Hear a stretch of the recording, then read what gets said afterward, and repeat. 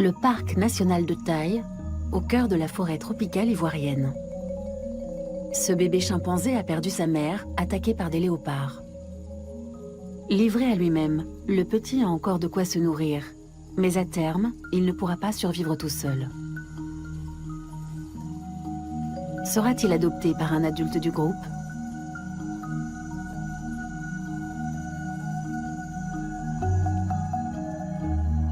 Les animaux sont-ils capables d'éprouver de l'empathie ou de la compassion? Se soucient-ils du sort de leurs congénères et peuvent-ils faire preuve d'émotions complexes comme l'altruisme, la loyauté et l'esprit de justice? Les nouvelles découvertes en éthologie semblent révolutionner les connaissances actuelles sur le monde affectif des animaux.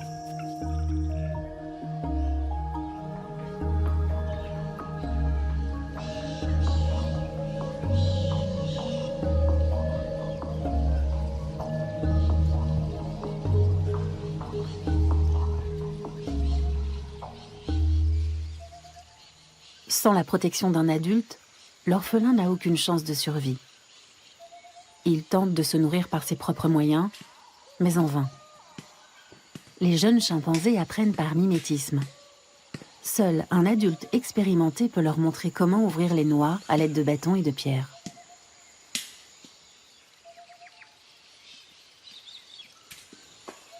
L'occupation principale des chimpanzés consiste à chercher de la nourriture et à élever leur progéniture.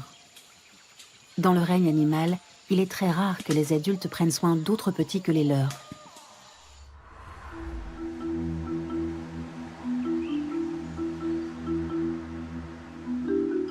À l'Institut d'anthropologie évolutive Max Planck, les chercheurs analysent les comportements qu'ils ont observés dans le parc national de Taï. Roman Wittig dirige les travaux de l'équipe.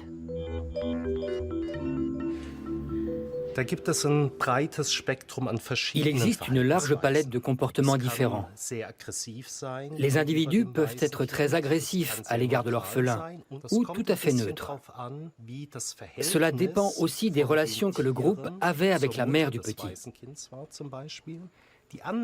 Dans la très grande majorité des cas, les membres du groupe considèrent l'orphelin comme un rival. On comprend dès lors qu'il ne s'empresse pas de voler à son secours.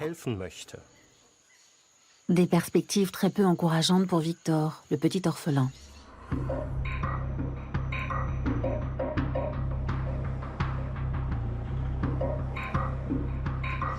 Aux États-Unis, l'université Emory d'Atlanta possède l'un des plus anciens centres de primatologie. Franz de Waal dirige le centre Living Links et donne des conférences dans le monde entier. Les scientifiques s'accordent à considérer que les animaux éprouvent des émotions primaires comme la peur ou la joie. Mais Franz de Waal a été le premier à émettre la thèse selon laquelle des émotions plus complexes, comme l'empathie, jouent un rôle tout aussi fondamental chez les animaux.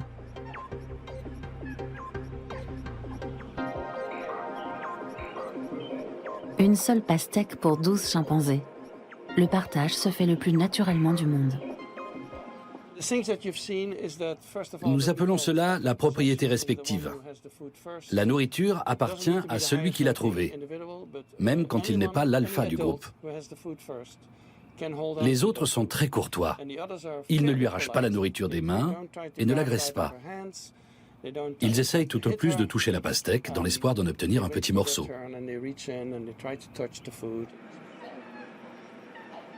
C'est une femelle, Katie, qui est en possession de la pastèque. Elle cherche à s'isoler et à tout garder pour elle.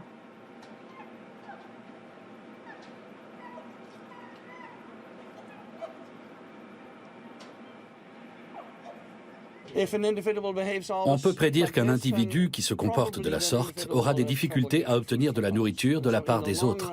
L'égoïsme n'est pas payant à la longue.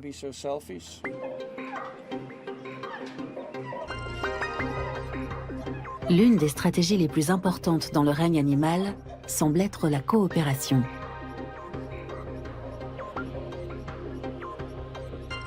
Au début du XXe siècle, l'université Emory menait déjà des études avec des chimpanzés. Une caisse remplie de délicieux morceaux de banane, mais trop lourde pour être déplacée par un seul chimpanzé. Les singes s'y mettent à deux. Lorsque l'un d'eux veut abandonner la partie, l'autre lui fait vite comprendre qu'il n'a pas vraiment le choix.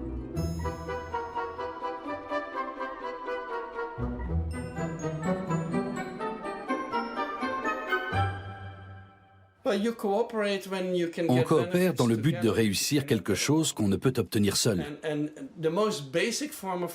La forme la plus basique de la coopération est la vie en collectivité, tout simplement. Au sein d'un troupeau, on est moins vulnérable. Mais il y a de nombreuses espèces qui vont plus loin. Les animaux s'entraident, se partagent la nourriture, et ensemble, ils réalisent beaucoup de choses qui seraient inaccessibles à titre individuel. La coopération est omniprésente dans le règne animal.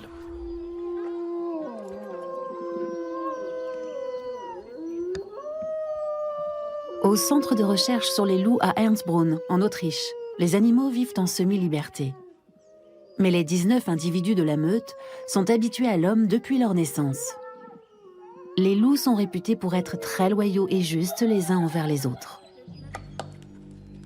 Les éthologues Friederike Range et Kurt Kottschall étudient le comportement des animaux à l'aide des dernières méthodes et équipements scientifiques. Le plus grand tapis de course au monde a été conçu tout spécialement pour le centre de recherche.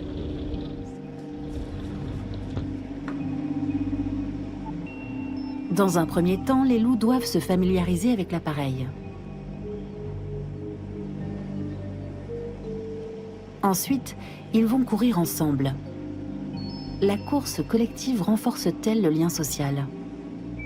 C'est à ce type de questions que les scientifiques veulent répondre à travers des expériences en laboratoire. Mais aujourd'hui, il s'agit d'observer l'esprit d'équipe des loups. Sont-ils capables, comme les chimpanzés, de résoudre ensemble des tâches complexes? Les scientifiques leur font passer le même test du tir à la corde. Les loups ne peuvent atteindre la nourriture que s'ils coopèrent.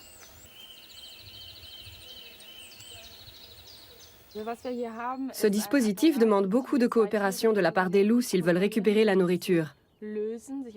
Ils doivent tenir compte l'un de l'autre.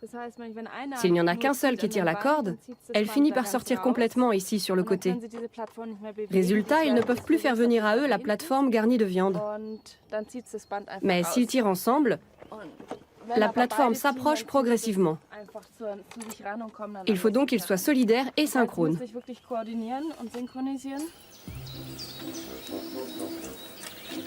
Il ne reste plus qu'à disposer des morceaux de viande sur l'appareil et donner le coup d'envoi. Pour ne pas trop leur faciliter la tâche, les chercheurs ne les font pas entrer en même temps dans l'enclos, mais l'un après l'autre, avec un laps de temps de décalage. Aragorn est le plus jeune des deux. Commencera-t-il à tirer sur la corde sans attendre Caspar, l'alpha de la meute? Aragorn se maîtrise et les loups exécutent leur mission avec succès.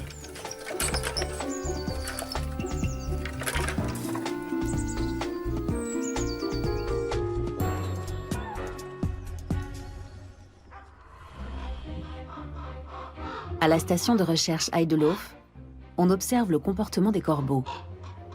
Ce sont des oiseaux rusés, qui sont même capables de duper leurs congénères. Lorsqu'un corbeau a suffisamment de nourriture, il s'improvise un petit garde-manger.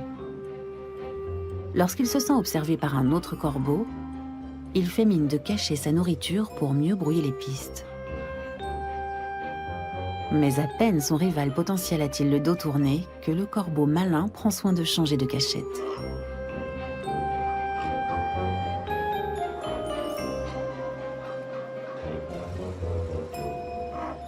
Les corbeaux sont-ils eux aussi capables de coopérer?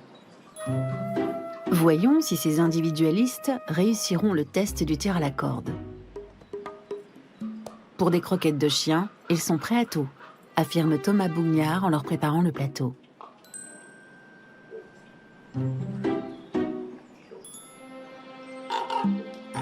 Des corbeaux qui s'entraident au tir à la corde?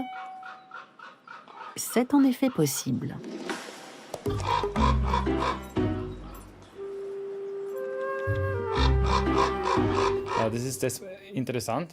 C'est très intéressant car au début, lorsque deux corbeaux se trouvent devant cet exercice de coopération, chacun veut être plus rapide que l'autre. Ils se lancent dans une compétition. Mais quand ils se rendent compte que ce n'est pas la bonne stratégie, ils commencent par s'assurer que le partenaire est bien là, par vérifier s'il a également saisi la corde et s'il tire dessus lui aussi.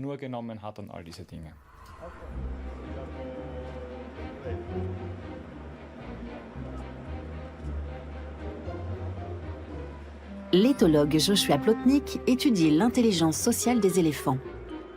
Il a enseigné à l'Université de New York avant de s'installer dans la région du Triangle d'Or en Thaïlande pour être plus proche de ses sujets de recherche.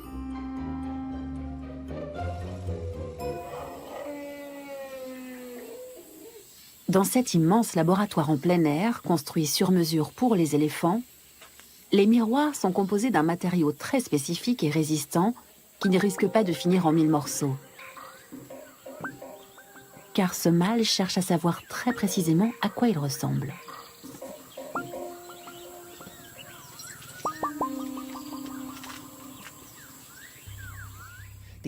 Les éléphants se déplacent d'avant en arrière devant la glace, comme s'ils se demandaient « Pourquoi celui-là fait-il exactement pareil que moi ?» Puis ils finissent par comprendre et adoptent un comportement que nous qualifions d'autocentré.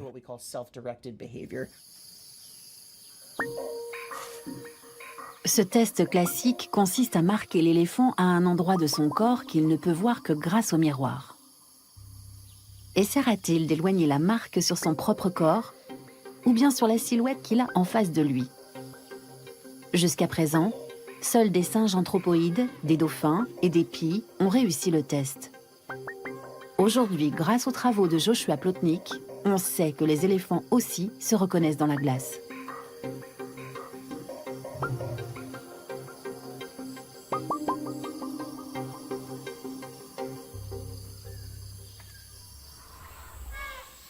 Les éléphants ont été soumis à une variante du tir à la corde. Le premier est-il capable d'attendre son partenaire qui arrive beaucoup plus tard que lui?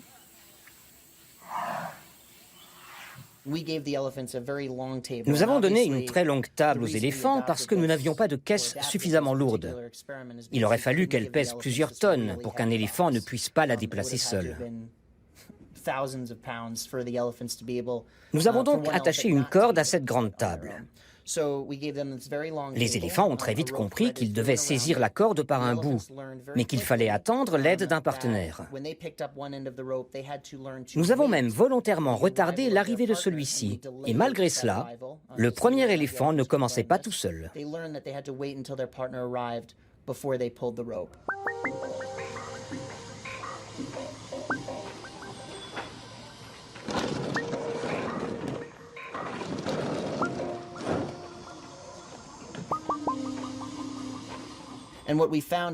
Lorsque l'un des deux éléphants avait accès à la corde, mais son partenaire non, car nous avions enroulé l'autre extrémité pour la mettre hors d'atteinte, eh bien le premier n'essayait même pas de tirer.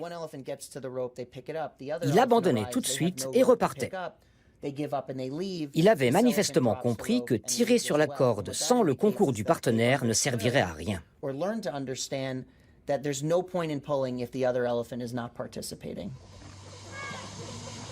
Et les éléphants ont aussi compris autre chose. Qu'il suffisait tout simplement de poser une patte sur la corde et de laisser son partenaire faire tout le reste.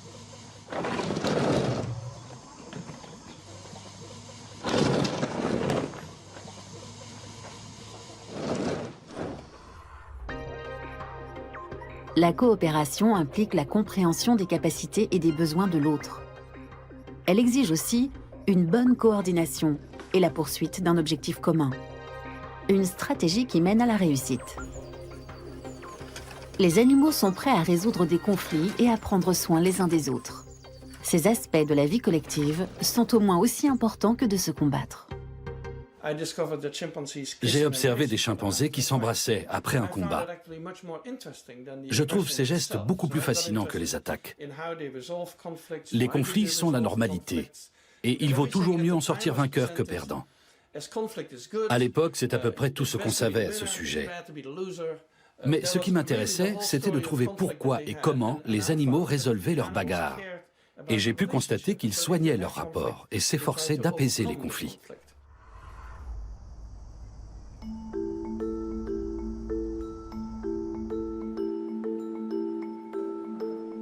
Et qu'en est-il de la capacité d'empathie des animaux envers les humains?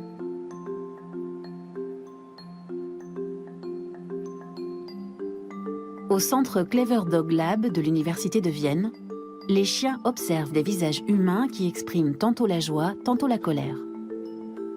Patty, ce husky mâle, peut-il décrypter le langage des mimiques humaines?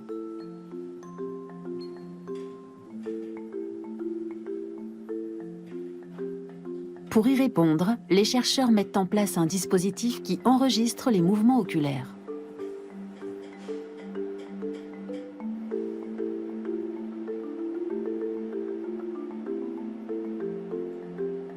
L'appareil permet de savoir sur quelle zone du visage Patty se concentre.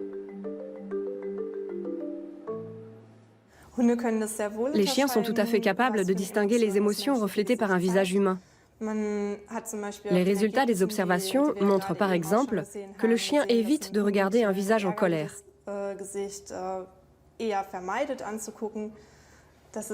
Tous les chiens n'ont pas la même réaction, bien sûr. Mais celui-ci, comme nous l'avons vu, a plutôt choisi de se tourner vers les expressions joyeuses. Si les chiens font la différence entre les différentes mimiques de visage, savent-ils pour autant reconnaître les émotions correspondantes?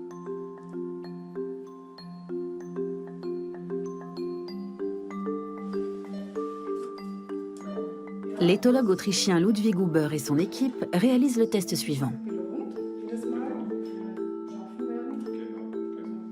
Sur un écran tactile, Tony doit distinguer des expressions de joie et de colère. Un exercice difficile pour le chien, car on ne lui montre qu'une partie du visage humain qu'il doit compléter tout seul. Pour les chercheurs, cela prouverait que Tony n'a pas simplement appris les expressions de visage par cœur, mais qu'il les comprend. Nous avons cherché à savoir comment le chien comprend l'homme et ce qu'il comprend chez nous. Si les chiens savent interpréter les émotions humaines, comme la tristesse, la joie, la colère, cela veut dire que ces émotions peuvent se transmettre au chien. Il réagit aux émotions, il les partage, et par ce mécanisme, il comprend l'état émotionnel de l'homme. Cette étude concerne-t-elle aussi nos animaux d'élevage préférés, les cochons? Les sciences cognitives ont reconnu la grande intelligence des cochons il y a déjà plusieurs années. Mais ces animaux ont-ils aussi de l'empathie? Benjamin! Benjamin! Benjamin! La vétérinaire Marianne Vondrack travaille pour l'Institut Messerli de Vienne. Elle cherche à savoir si les cochons sont capables de comprendre l'homme. Elle a d'ores et déjà constaté que les cochons apprennent extrêmement vite. Ils distinguent immédiatement si l'homme est de face ou de dos.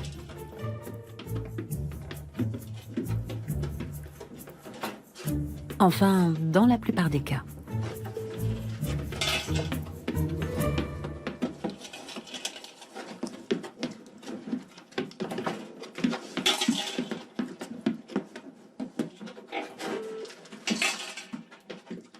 Quant à différencier un visage gai d'un visage en colère, c'est simple comme bonjour.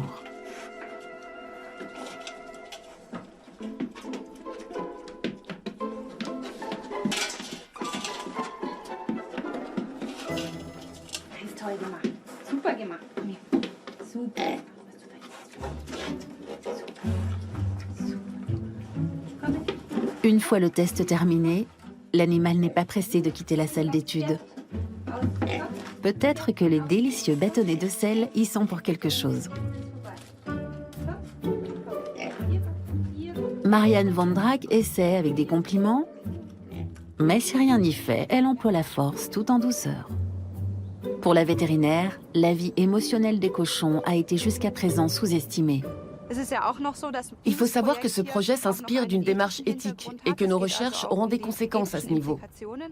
L'étude comprend 3 dimensions. Les sciences cognitives représentent le pilier central. Ensuite, nous avons la partie qui relève de la médecine comparative, une autre branche de l'Institut Messerli. La 3e approche est celle de l'éthique, qui sera déterminante pour les répercussions de nos recherches. Et ce domaine soulève un grand débat. Pourquoi nous aimons les chiens et mangeons les cochons ? Une interrogation qui s'impose.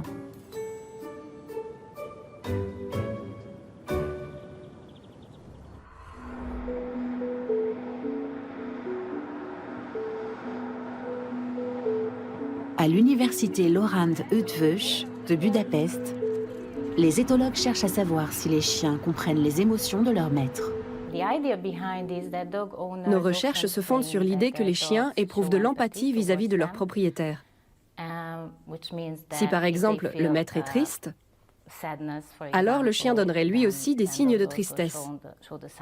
Et il essaie de consoler son maître, de lui apporter un soutien émotionnel.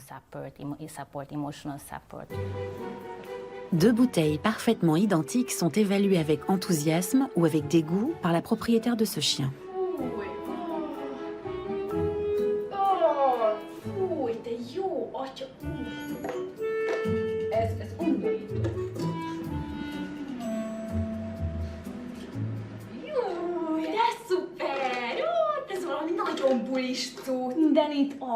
Laquelle des 2 bouteilles le chien apportera-t-il à sa maîtresse?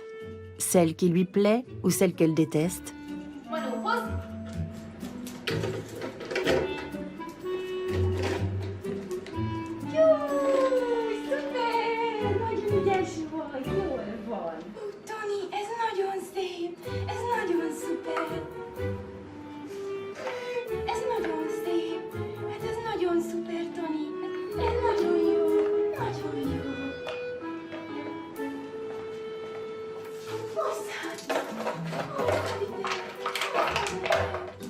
Ce test prouve-t-il que le chien comprend effectivement les émotions humaines et qu'il est capable d'empathie?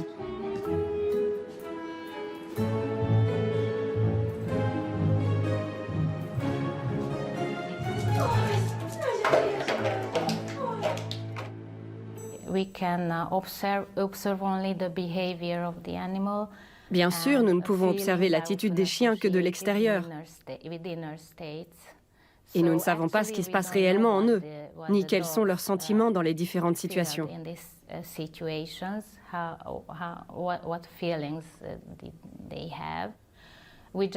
que nous avons constaté, c'est que les chiens s'adaptent à l'état émotionnel de leur propriétaire, ce qui est un signe évident d'empathie. On ne peut pas demander à un animal de nous dire ce qu'il pense. C'est la plus grande difficulté que nous rencontrons dans nos recherches sur leur mode de fonctionnement mental. Pour les humains, c'est différent. Ils sont capables de décrire ce qu'ils ressentent. Il n'y a pas de raison que leurs réponses ne soient pas sincères.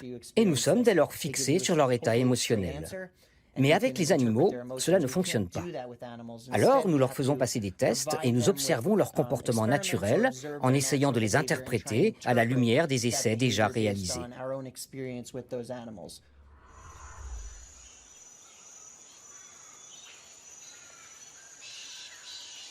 Victor est toujours aussi seul et ses provisions s'épuisent peu à peu. Les scientifiques observent le drame mais n'interviennent pas, car ils ne veulent pas perturber le comportement naturel des animaux. Freddy, un robuste mâle, est le seul qui semble avoir remarqué la présence du petit orphelin.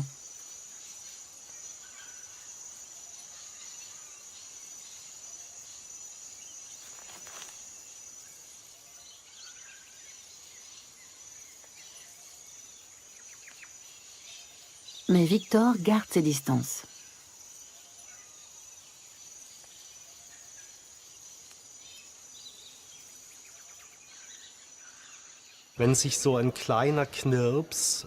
Si un petit chimpanzé s'approche d'un adulte mâle, celui-ci peut devenir agressif. C'est donc une situation risquée pour le petit. Victor adopte une approche très prudente. Non pas parce qu'il pense Maintenant, Freddy va peut-être s'en aller. C'est plutôt parce qu'il se dit « Et si le grand Freddy se met en colère et m'attaque? Qu'est-ce que je fais ?»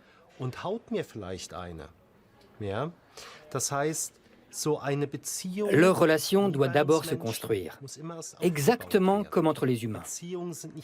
Les liens ne se font pas du jour au lendemain, il faut du temps pour qu'ils se créent. Et par la suite, ils ont besoin de gages mutuels réguliers pour durer. Victor a réussi à se débrouiller seul jusqu'à présent. Mais pour continuer à vivre, l'orphelin pourra-t-il compter sur l'imposant Freddy ?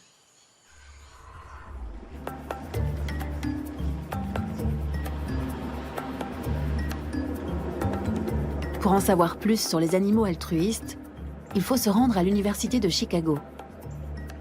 C'est ici que travaille la neurobiologiste Peggy Mason. Ses recherches sur les animaux empathiques et désintéressés ont suscité l'étonnement de ses collègues. Ses protagonistes ?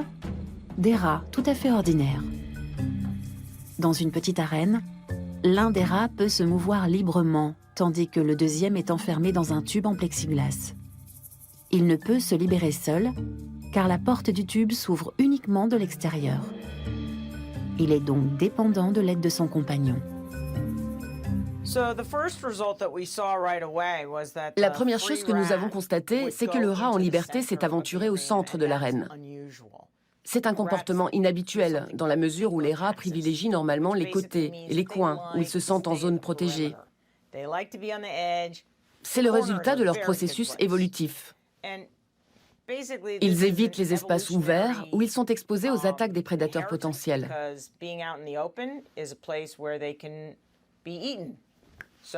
Ici, dans notre expérience, ils bravaient la peur et s'approchaient du centre, visiblement attirés par leurs congénères emprisonnés. Pour nous, c'était la preuve qu'ils ressentaient une émotion, car lorsqu'il n'y a pas de rat dans le tube, les individus en liberté restaient dans leur coin.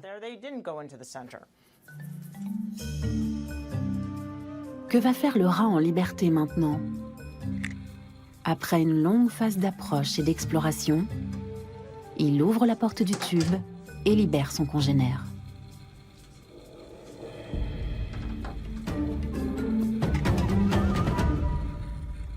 Le premier jour, les rats passent beaucoup de temps au centre de l'arène, mais ils ne trouvent pas tout de suite la porte, et encore moins comment elle s'ouvre. Mais à force de se mouvoir au centre, ils finissent par ouvrir cette porte, le plus souvent par hasard. Du point de vue de la science, ce résultat isolé ne compte pas. La question est de savoir ce que fera le rat le lendemain. Ce qui fera foi, c'est la répétition du même comportement que la veille. Selon le principe, vous avez fait quelque chose, c'était bien, donc vous allez recommencer. Dans tous les tests suivants, le rat libère son congénère captif. Peggy Mason et son équipe ont découvert que les rats sont capables d'entraide et de désintéressement. Mais comme ces résultats ne suffisaient pas à convaincre de nombreux sceptiques, Peggy Mason a décidé de remettre le couvert avec une étude supplémentaire. Nous avons fait le test du chocolat pour convaincre les plus dubitatifs. Il fallait des preuves supplémentaires pour montrer encore plus clairement que les rats agissent dans une démarche d'entraide. Mon équipe était convaincue des résultats, mais ceux qui critiquaient notre travail continuaient à émettre des doutes. J'ai compris qu'ils avaient vraiment du mal à y croire. Alors, j'ai refait le test, mais de façon encore plus explicite. J'ai dit, on va prendre 2 boîtes, l'une avec le rat emprisonné et l'autre avec des pépites de chocolat. Et on va leur laisser le choix. Il se produit alors quelque chose d'incroyable. Le rat en liberté délivre d'abord son congénère, puis les 2 rongeurs se ruent ensemble sur le chocolat. Les rats sont-ils compatissants, désintéressés et prêts à s'entraider ? Il est temps de jeter nos préjugés par-dessus bord, et pas seulement en ce qui concerne les rats. Il existe un instinct fondamental qui consiste à aider celui qui est en difficulté. Nous avons étudié ce phénomène chez les bonobos. Lorsqu'un singe a besoin d'aide, un congénère le prend dans ses bras et le console.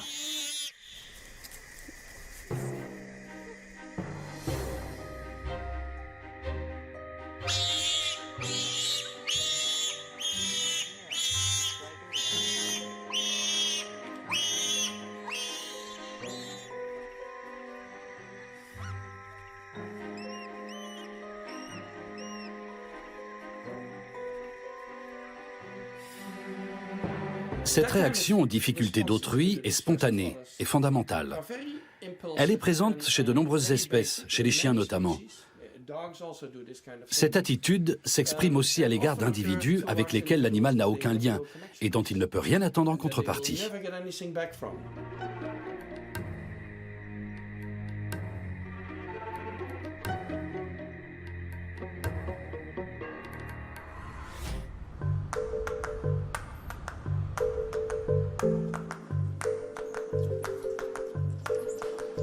Quelles sont les conditions préalables à l'entraide et au désintéressement? Dans quel contexte les animaux vont-ils jusqu'à s'organiser pour nourrir les autres sans rien en retirer pour eux-mêmes? À l'Institut d'anthropologie de Zurich, la chercheuse Judith Burkhardt veut trouver la réponse grâce à un appareil très élémentaire.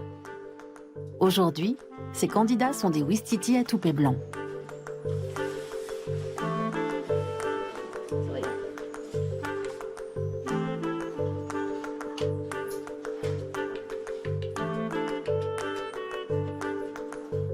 Tirez sur la plateforme pour attraper le ver. Facile. Mais le ver se trouve maintenant dans la gamelle d'à côté.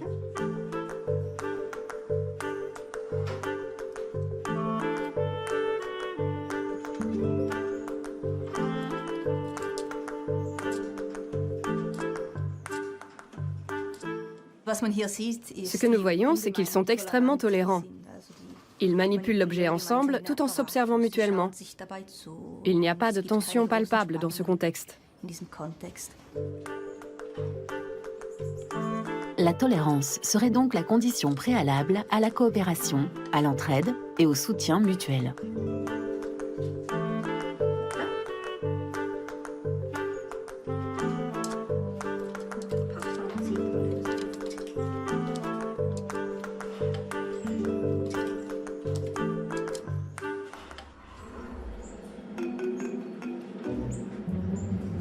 Toutes les espèces ne sont pas capables d'une telle tolérance.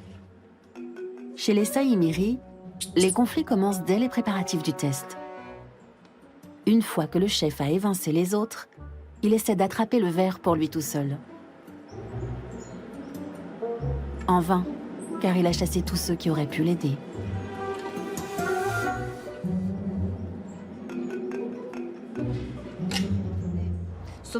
La tolérance sociale est un préalable très important pour une attitude altruiste. Parce que quand on est tout seul, le don est un geste impossible.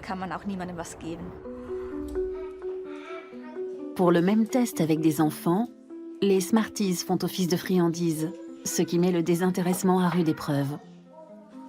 L'un des enfants fait l'exercice et l'autre reçoit la récompense. Les humains ne trouvent pas cette distribution très juste, mais ils sont capables de faire un effort, même s'il leur en coûte.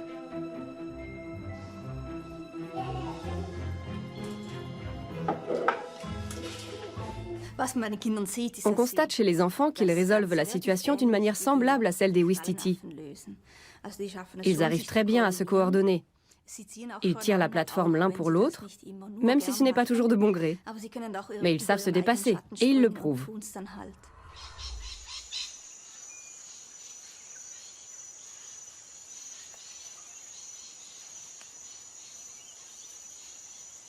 Le petit orphelin Victor et l'alpha Freddy se sont rapprochés.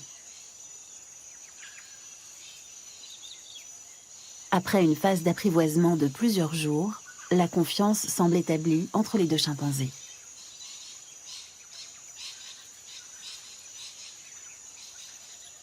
Victor se risque sur le dos de Freddy.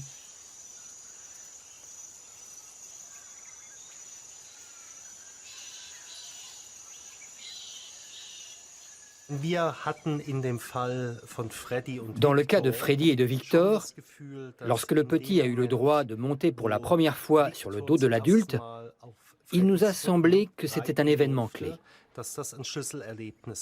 Ce moment a sans doute scellé la relation qu'ils avaient bâtie jusque-là.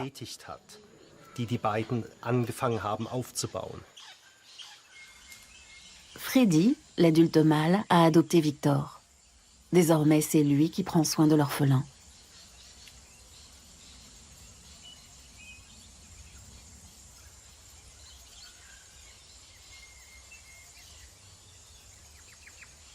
Il va jusqu'à laisser faire quand Victor lui chipe sa nourriture.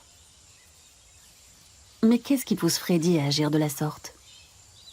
Une forme de compassion pour l'orphelin, peut-être?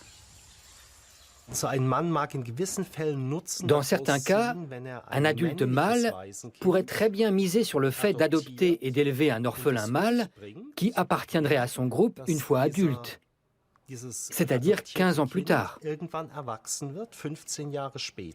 Il renforcerait ainsi la capacité des siens à sortir victorieux des combats avec leurs concurrents. L'intérêt de la démarche se ferait donc sentir 15 ans plus tard.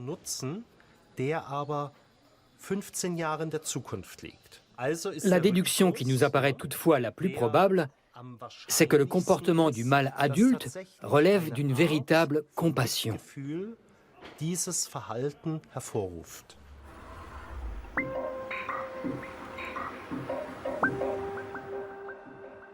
Comme toutes les émotions, la compassion naît dans le cerveau. À l'Institut Max Planck des sciences cognitives et des neurosciences, les chercheurs étudient l'ampleur de la compassion humaine dans une situation en laboratoire. La candidate soumise à une IRM regarde les vidéos de test. L'année dernière, ma femme et moi, nous avons perdu notre bébé, au 6e mois de la grossesse.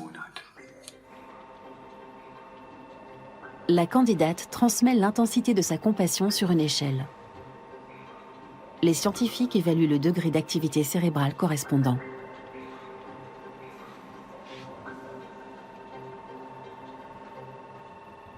Le test que nous venons de voir permet entre autres de mesurer l'empathie et la compassion, c'est-à-dire à quel point nous partageons les émotions de quelqu'un d'autre et quelle est l'ampleur de notre compassion pour lui. Pour réaliser le test, nous utilisons de petites vidéos dans lesquelles des gens racontent un événement de leur vie. Il peut s'agir d'une situation triste ou tragique. La question qui se pose est la suivante. Qu'est-ce qu'une tierce personne éprouve en écoutant ces récits? Si les êtres vivants sont capables de partager les émotions de leurs semblables, c'est grâce aux neurones miroirs, des cellules nerveuses qui permettent de se mettre à la place des autres. Les neurones miroirs envoient des signaux à notre cerveau dès le moindre signe émotif que nous observons chez nos semblables. Nous ressentons alors la même chose que la personne en face de nous. Les neurologues ont réussi à localiser la zone du cerveau qui est responsable de l'empathie, c'est-à-dire de la capacité à ressentir la même chose que son prochain. En analysant les données, les neurologues peuvent déterminer la surface dans laquelle cette zone s'active. Mais pourquoi cette caractéristique serait-elle réservée à l'homme? Après tout, d'un point de vue biologique, nous sommes aussi des mammifères. Ces études, qui concernent plusieurs espèces, révèlent que certaines parties de leur cerveau se ressemblent, et notamment les zones qui sont responsables des émotions chez l'homme. Ce qui nous permet de penser que ces régions du cerveau ont des fonctions similaires chez les animaux, par exemple chez les chiens.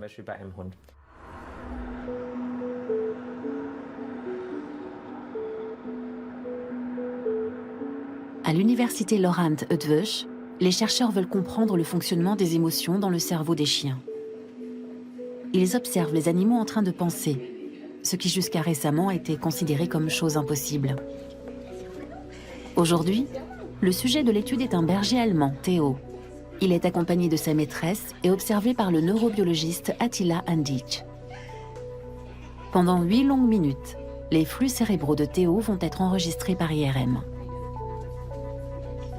Le chien doit garder un calme absolu pour permettre au scanner d'effectuer une image précise des processus se déroulant dans son cerveau. Une révolution pour la neurologie. Comment les chercheurs hongrois ont-ils réussi cet exploit? C'est incroyable. Ces chiens suivent un entraînement qui leur apprend à rester totalement immobiles pendant 6, 7 ou même 8 minutes. Ils sont équipés d'un casque et d'un détecteur et nous pouvons mesurer leur activité cérébrale.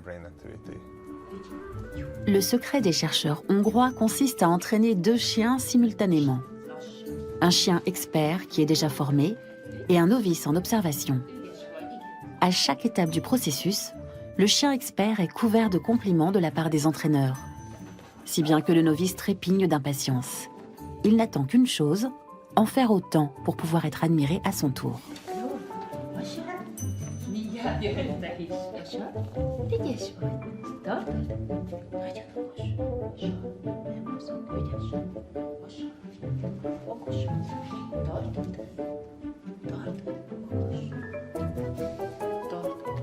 Les compliments, c'est encore plus savoureux que les délicieux biscuits.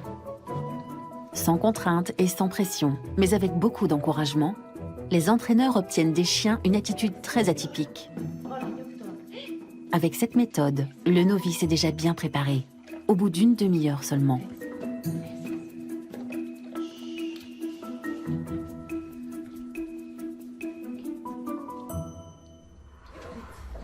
L'examen peut commencer. Dans le casque, Théo entend des sons. Les neurobiologistes veulent établir le degré de ressemblance entre le cerveau humain et celui du chien.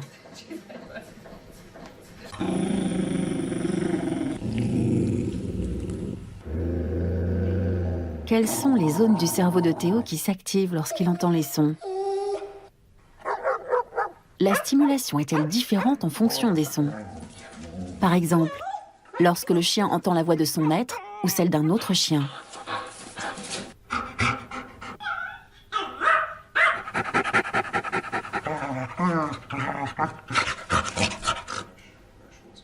Les résultats sont inespérés. Pendant longtemps, les neurobiologistes ont cru que seul le cerveau des primates possédait une zone dédiée aux sons de leur propre espèce. Une erreur, mise en évidence par les résultats des chercheurs hongrois. Les chiens, comme les humains, possèdent une zone dans leur cerveau spécialisée dans les sons de leur propre espèce. Chez l'homme, il existe la même région importante dans le cortex auditif, qui s'intéresse tout particulièrement aux sons de l'espèce humaine. Nous ne savions absolument pas que cette zone existait aussi dans le cerveau du chien. C'est une découverte très importante pour la science. Et cela veut dire qu'il faut considérer la théorie de l'évolution de l'homme et du chien sous un tout nouveau jour. Une chose est aujourd'hui scientifiquement prouvée. Le traitement des sons dans le cerveau du chien et dans celui de l'homme ont beaucoup plus de points communs qu'on ne le croyait.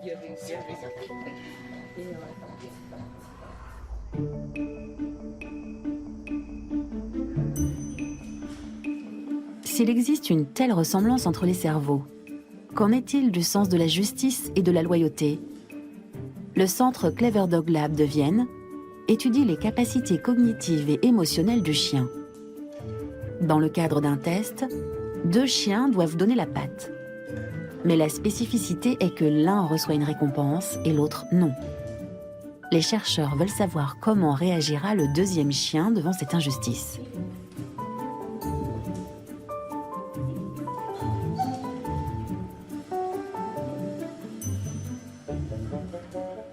Guinness, la femelle border collie, sait très bien donner la patte. Et c'est quelque chose qu'elle aime faire, sans récompense en contrepartie. Cependant, si le chien à côté d'elle est récompensé, mais pas elle, le monde s'effondre pour la petite chienne.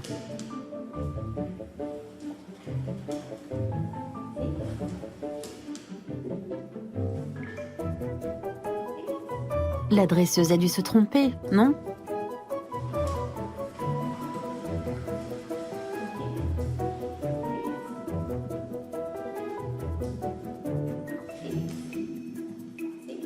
Mais le petit jeu se poursuit et Guinness attend toujours, alors qu'elle s'exécute aussi bien que son voisin. La chienne est vexée et se met à bouder.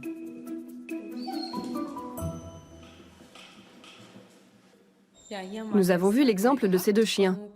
Contrairement au singe, le chien ne réagit pas s'il reçoit une nourriture de moindre qualité que son voisin. Mais il se rebelle lorsqu'il n'obtient rien. Et dans ce cas, il cesse de se prêter aux exercices. En l'absence de récompense, les chiens ne sont pas prêts à coopérer. C'est ce qui est en train de se passer ici.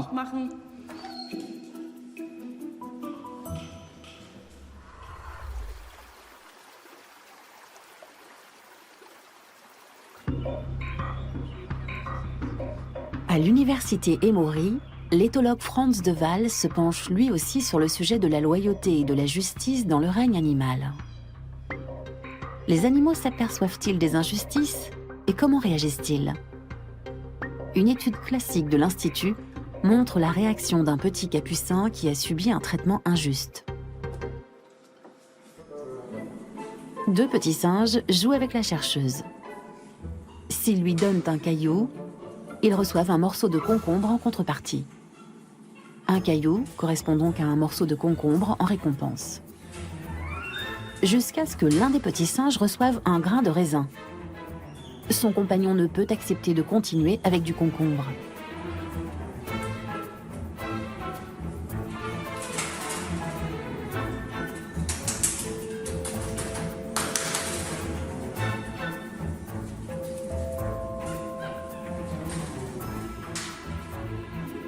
Et puisque visiblement le traitement injuste ne s'arrête pas là, le petit singe lésé et furieux se retire du jeu.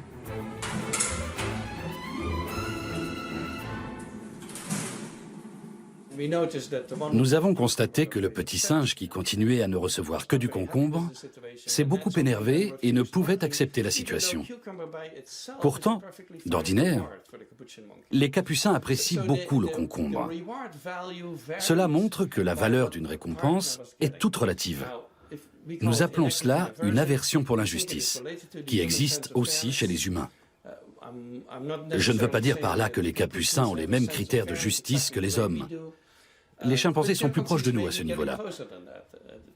Mais les capucins ont montré une réaction très primaire, comparable à celle des jeunes enfants qui protestent si leur frère ou leur sœur obtient un cadeau de plus grande valeur.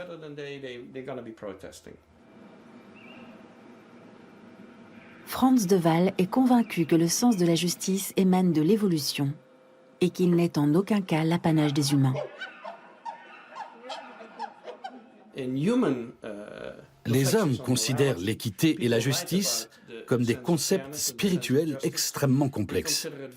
Et nous, scientifiques, nous venons leur dire que les singes ont exactement les mêmes réactions. Une découverte qui conduit à repenser une exclusivité revendiquée par l'homme. La morale est-elle aussi une caractéristique animale ?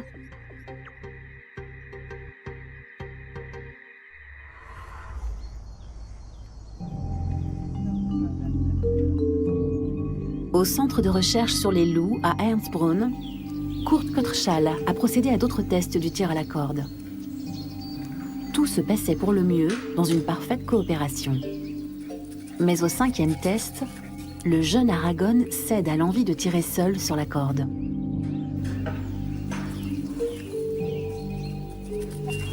La sanction ne se fait pas attendre.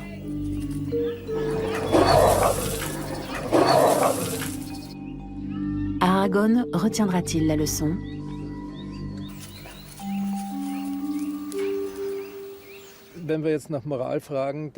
Pour le biologiste que je suis, la morale est une adaptation à une vie sociale complexe.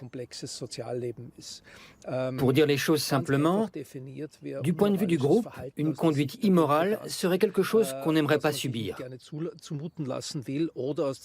Du point de vue de l'individu, ce serait quelque chose qu'on ne devrait pas infliger aux autres. Sinon, ces derniers ne seraient pas contents.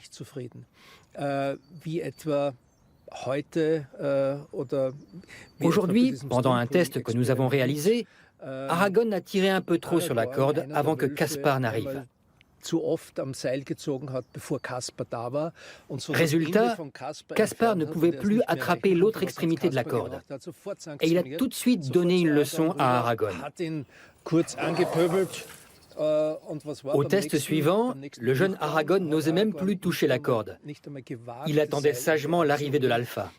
Il avait de toute évidence enfreint les règles. C'est ce que nous, les humains, nous appelons la morale.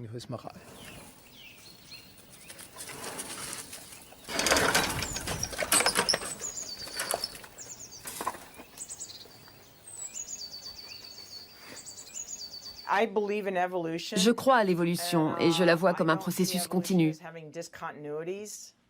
Je me considère comme un animal, un mammifère, un primate.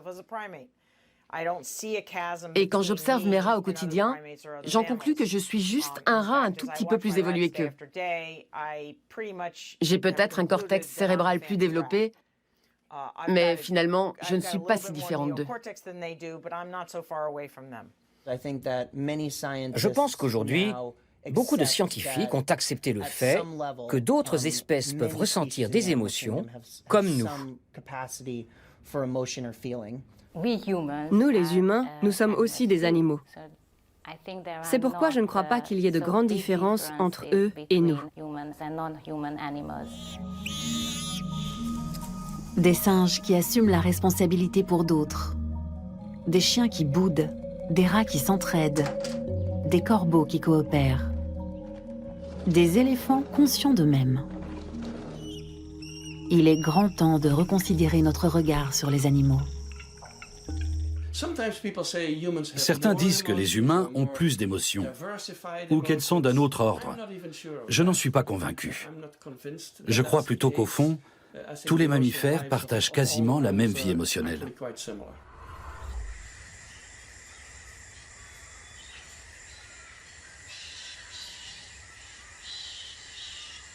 Freddy et Victor ne se quittent plus.